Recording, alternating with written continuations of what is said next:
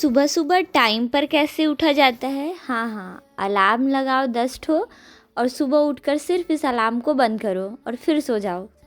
Hello everyone, good morning, Radhe Radhe, सुप्रभात and welcome back to my new another vlog. उम्मीद करती हूँ आप सभी अच्छे होंगे, आप सभी का स्वास्थ्य, परिवार और सारी चीज़ें बहुत अच्छी होंगी। हम हमारे और हमारे परिस्थिति के बीच चल रहे टकराव से कई बार अपनी जीने की उम्मीद, अपनी इच्छाएं, सब कुछ छोड़ के बैठने का सोचते हैं। लेकिन कई बार ऐसा होता है कि हम छोड़ भी देते हैं। ऐसा नहीं है कि हम छोड़ते नहीं, पर इन सारी चीज़ों के बीच में अगर हम सोचें कि हम किसी चीज़ को छोड़ रहे हैं, तो हम ये सोच सकते हैं कि जिस काम को हमने स्टार्ट किया, जिस काम को हम कर रहे हैं, उस काम को शुरुआत किस तरीके से किया था। तब हमें याद आता है कि कठिनाइयाँ हर वक्त हमेशा हमारे आसपास होती हैं, कभी कम तो कभी ज़्यादा।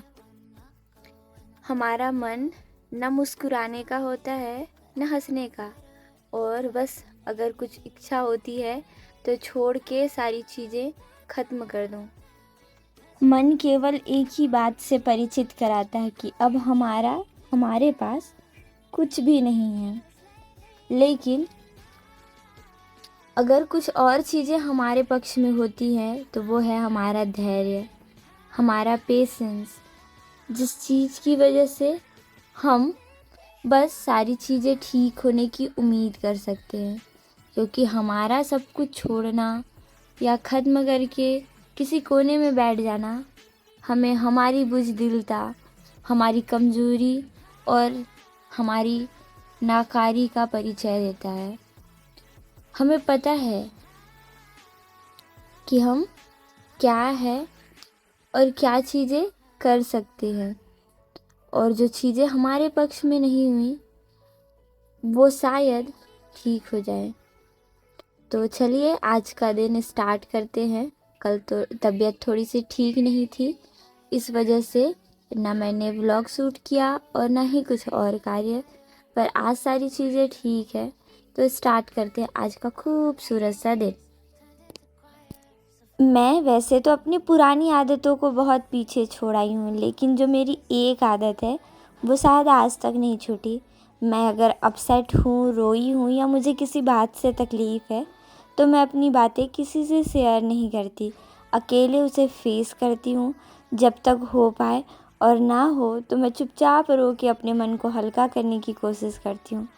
अब बातें कहीं बाहर नहीं जा रही हैं, इस वजह से आंसुओं की धाराएं अक्सर बह जाया करती हैं। कोशिश चाहे कितनी भी होती है, पर इन सारी चीज़ों में मेरा कंट्रोल नहीं होता।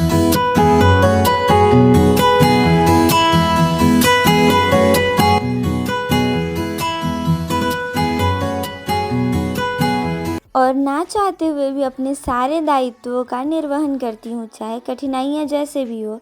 अब थोड़ी देर पढ़ाई करने के बाद जब मैं दुकान में आई तो यहाँ पर अनबॉक्सिंग चल रही थी। अनबॉक्सिंग लिपस्टिक का था और सोच रही हूँ लोग लिपस्टिक भी मंगाते हैं। मैं तो पढ़ती हूँ, अब दूसरा मेंबर कौन है जो मेरे साथ पढ़ाई कर रहा है। दोस्तों, मैंने इन 2 दिनों में मतलब कि 12 और कल वाले दिन में 2-3 दिन मिला के मेरा जो भी चीज़ इनकम्प्लीट था मैंने उसे पूरा किया। और सीमा दीदी जो बोली थी मैं पढ़ूंगी, आपने क्या पढ़ा? खोल, बुक खोल के क्या बोलो।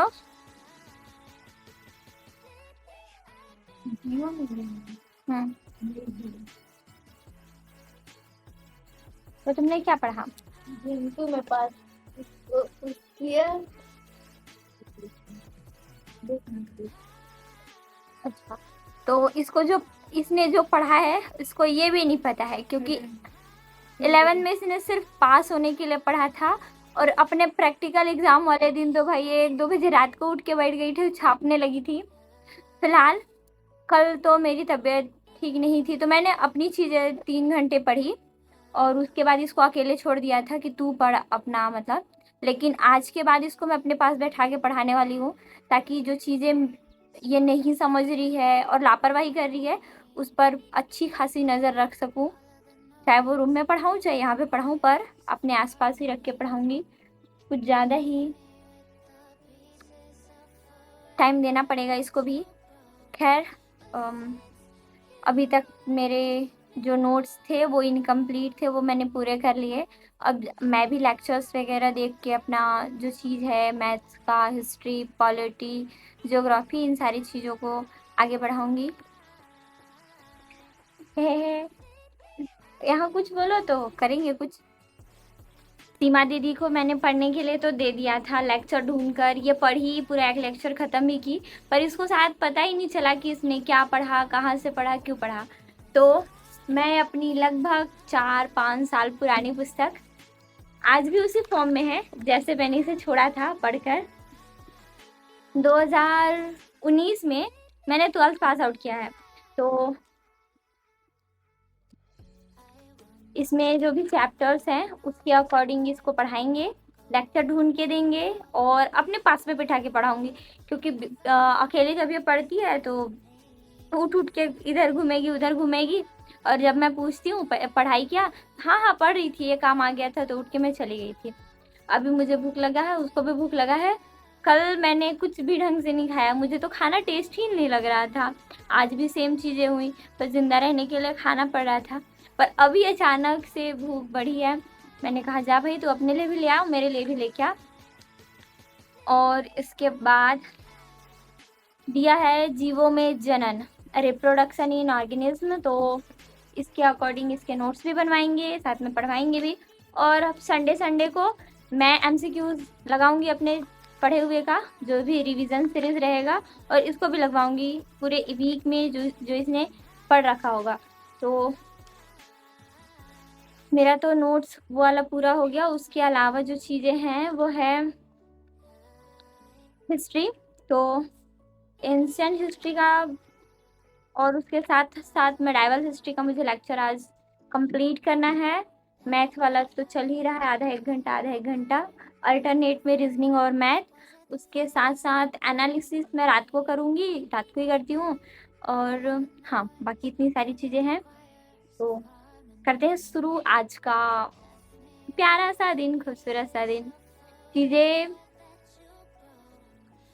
अपनी गलती की वजह से कई बार खराब होता है, और भगवान के ऊपर होता है कि सारी चीज़ें सही हो जाती है, नॉर्मल हो जाती हैं, और बस सारी चीज़ें भगवान की दया से सही रहे, यह हम कामना कर सकते हैं।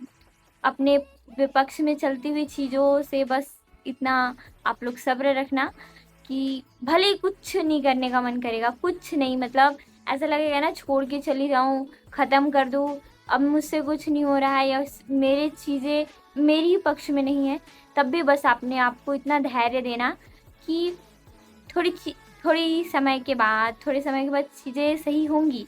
बस आप इस पर अपनी गलती का जो पॉइंट आउट है, जहाँ पर आप गलत थे, उन सारी चीज़ों को सुधारो। आप जो चीज़ें कर रहे हो, मे भी अगर वो गलत है तो उस पर 100% टाइम दो और उसको सुधारो। क्योंकि कई बार हमसे हमारी चीज़ें जब बिगड़ी हुई होती है ना, तो वो हमारी गलती की वजह से होती है। खैर 5 बज रहे हैं, 5:10। उसके आते तक हम कुछ चीज़ें स्टार्ट कर लेते हैं।